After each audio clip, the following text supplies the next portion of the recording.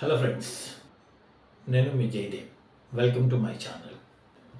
నవలక palace భారతదేశంలోని గోండాల్లోని అత్యంత పురాతనమైనటువంటి, అదేవిధంగా అస్తిత్వంలో ఉన్నటువంటి ప్యాలెస్ ఇది 18వ శతాబ్దంలో నిర్మించబడింది. అంటే సుమారుగా 1748 ఆ ప్రాంతంలో నిర్మించబడిందని చెప్తున్నారు.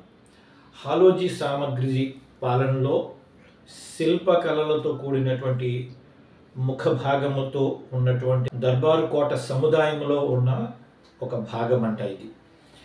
దీన్నే నవలాక్ అని పిలుస్తారు.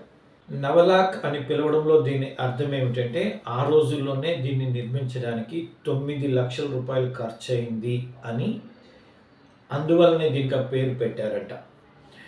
అదేవిధంగా జురోఖాలు అంటే బాల్కనీలు. ఇప్పుడైతే మనము మోడర్న్ బిల్డింగ్స్కి ఎట్లాంటి బాల్కనీలు ఉండేవో, ఆ రోజుల్లో కూడా ఆ బిల్డింగ్కి బాల్కనీలు ఉన్నాయట.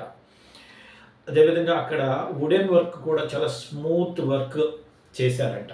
ఆర్చులన్నీ కూడా స్మూత్ వర్క్ చేయడం జరిగిందంట ఆ రోజుల్లో.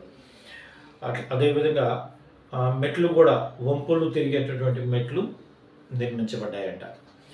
పెద్ద చాందలియర్తో ప్రకాశించే దర్బార్లు అంటే కోర్ట్ హాల్స్, అలాగే ప్యాంథర్ బొమ్మలు, బంగారు రంగులో ఉండే ప్యాంథర్ బొమ్మలు ఇక్కడ నిర్మించబడ్డాయట.